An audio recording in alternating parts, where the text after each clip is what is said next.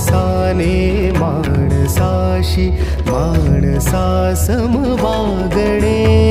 हीच आमुची प्रार्थना, हेच आमुचे मागणे. माणसाने माणसाशी माणसा सम वागणे. हीच आमुची प्रार्थना.